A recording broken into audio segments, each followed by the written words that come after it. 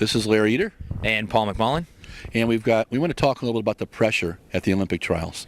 One of my favorite books is Once a Runner by John Parker. And my favorite line from there is the miles of trials and the trials of miles. To get respect from other athletes, you have good races, you have bad races. You have good performances, you have bad performances. In the Olympic trials, everything's on the line. There may be 20,000 people in the stadium, but all you're thinking about is the guy next to you and how you're going to get on that team. And during the entire race, that's what you're thinking about. When we talked to Adam Nelson, who is a 4-time Olympic trials qualifier, he talked about how nervous he was in his 4th trials.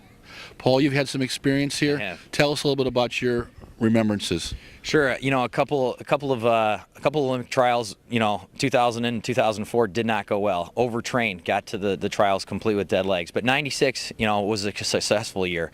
It had its definite trials by miles, and I will say that, I had a difficult year in 1996 because I was the 1995 defending outdoor champion, wanted to participate in our 1996 indoor mile, and I was denied access to it. I missed the standard by 0.3. And at first I sort of accepted, well, I haven't run the standard. And then I sort of investigated a little further, and this is back when USA Track and Field, Olin Castle was in charge of it. And there were 3 positions set aside for foreigners, and each of them were paid $5,000. And then there was actually a 4th position that was set aside, and that was for my main rival at the time, Steve Holman, who finished 5th in the U.S. Championships in 1995 outdoor, but was ranked 4th in the world in 2005. 1995. And so what happened is I'm like, well, he hasn't even run a mile yet this year. He ran a real hot 3K, but he had never even run a mile. Yet a position was saved for him and $5,000 in his pocket for a U.S. championship before he even ran. That's when they gave appearance money out. And here I am, the new guy, the rookie that just won the outdoor championship, and I can't get in. And the appeals process was not even brought to my attention. So I was very, very frustrated as an athlete. And I'm running the 800 and didn't do very well. And I sort of got that conspiracy feeling. Is someone trying to protect Steve Holman from me racing him? Because I really want to race him bad, but we're missing our opportunities here. So it estranged me from USA Track and Field, and I ran all in Europe that year until the Olympic trials came around. And that's where I didn't feel the pressure, because I had a focus on a competitor that I was very, very eager to race.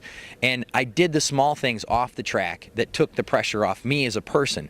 Oftentimes people ask me, how do you take the pressure off? Well, you be a good person, you do things that are right, and then you're not identified just as a runner. That race out there does not define who I am. I'm a good husband, I'm a good father, I'm a good daughter or son, whatever it is you do. Now when I step on the track, I'm successful before I even run. Then the pressure is taken off. Then the pressure is off.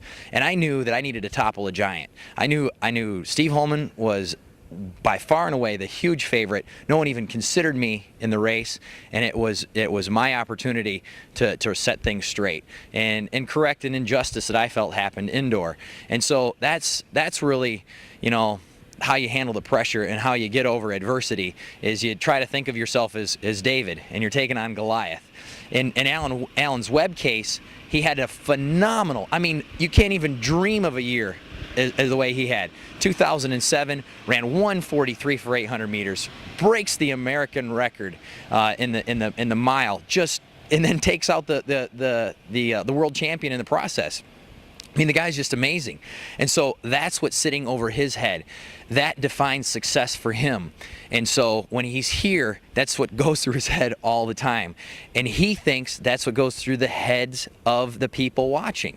The spectators that have come here have come to see American record holder Alan Webb smoke the track, the guy that ran 3:53 in high school, the guy that hit 3:50 in the Prefontaine Classic, the guy that smoked that 2-mile here. Yeah. That's the guy they expect to see. But human beings are variable. Some days we have good days, some days we have good years. Alan Webb is as clean as they come. People always ask me, can you tell an athlete that's using drugs and one that isn't? Look for inconsistencies. Human beings are inconsistent. Clocks, they always go by 1 second at a time. Human beings, we have good days, we have bad days. I love Alan Webb. I love the way he runs. I love the way he's changed our sport and brought attention to it. And if I give him any advice, Alan, just try to relax and have some fun out there. Yeah. Ignore all the people the competitors are out there that are out there to conspire to help you achieve what you want to do, and that's to be on this 2008 Olympic team. And I have all the faith that he's going to do it. So Yeah, no, I completely that's my agree. wrap up. No, I think you make complete sense. I do think the pressure is huge. I think Alan has handled it well. One of the most mature things I ever saw any athlete do was the way he discussed his Osaka performance, where he was a little sick, and in the semis he ran 52.5 for his last lap, ran 54.1 in the final, and that was the difference between a medal and not medaling, you know. And what's going to happen here is it's going to be scarily fast. There's a lot of people in shape. I think the race is going to go out pretty quick and pretty honest. I don't think it's going to be very hard to beat Bernard Lagat. Our little friend from Texas is going to crank too. Right. And you got Chris Lukasik and you got Alan. So there's going to be probably 5 guys fighting for second and third. Yeah. Alan's in the thick of things. He's got to keep his head there. If he keeps his head there, Right. he'll be on the team. Yep. All right. Carefree, stress-free running. We love to see it if he can do it. It's going to be tough, though, with the big 2007 hanging over his head. All right. Thanks so much.